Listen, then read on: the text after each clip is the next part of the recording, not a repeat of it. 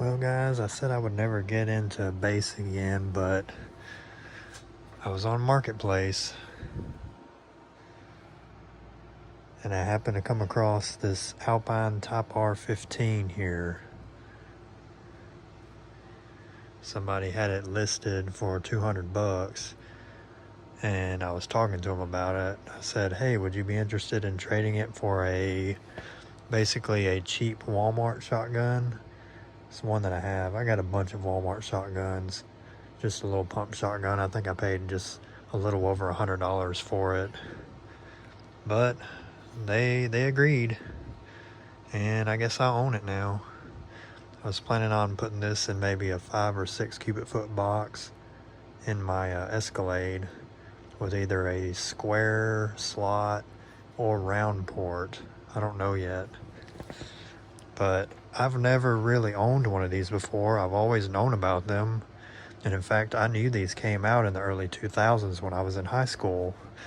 I think I may have seen one in a truck that was in a senior's truck at the high school I went to, but I'm sorry, I accidentally stepped on my cat.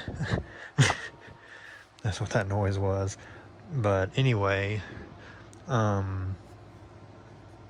picked this guy up here. It's in decent shape. It's got this real shitty paper surround right here, which you can tell it's been peeled away in the past, and somebody probably just took a black Sharpie and it looks like they just took a black Sharpie and just colored it in, which that's fine. And one thing I don't like is there's a bunch of this. I don't know what type of glue that is right there, but you know, that's kind of nasty. So I probably couldn't take this plastic stuff off without tearing up the surround, because I thought about trying to see if you could get, like, you know, your typical rubber surround, rubber gasket to put around this, because this guy is actually still in pretty good shape. You know, I'm putting my voltmeter on it, and it's a dual 4 ohm, and you know, each coil is still right at 3.94 ohms. But flip this guy over. You can see, I think this is supposed to be chrome right here. It's kind of all just oxidized and gone away. I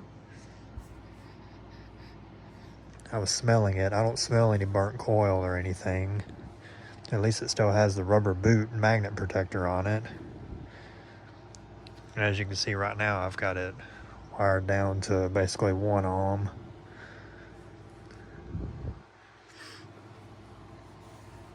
Oh man, this thing does have some nice weight to it. Can't really see. It's got a pretty massive spider in there. These things are supposed to get pretty good excursion.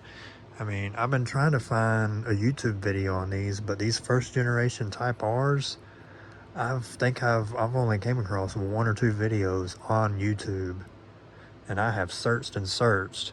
I mean, there's a million videos on the 2nd gen Type R, but none on the 1st gen. I'm guessing the 1st gen and 2nd gen, there's probably not a whole lot of difference, but I don't know.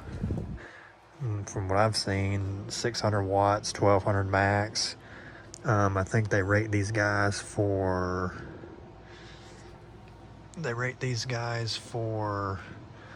I think around a 3 cubic foot for a ported enclosure, which that's kind of ridiculous. I've seen videos on here. The few videos I have seen, people have put these in pretty massive enclosures.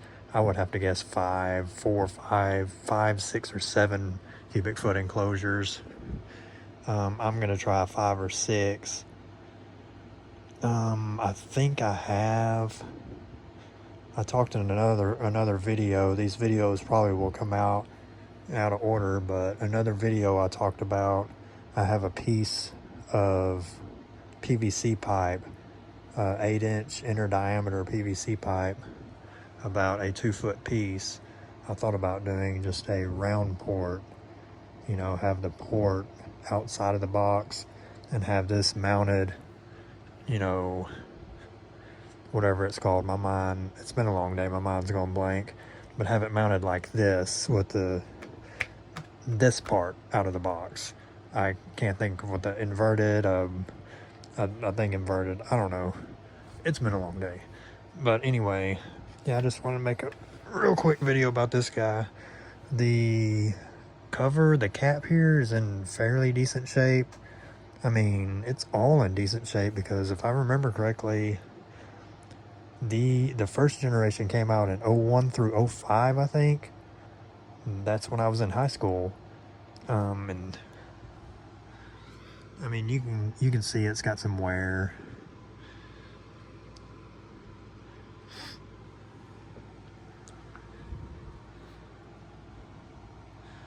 It's got a few little scuffs, scratches, marks. I did clean it up some when I got it.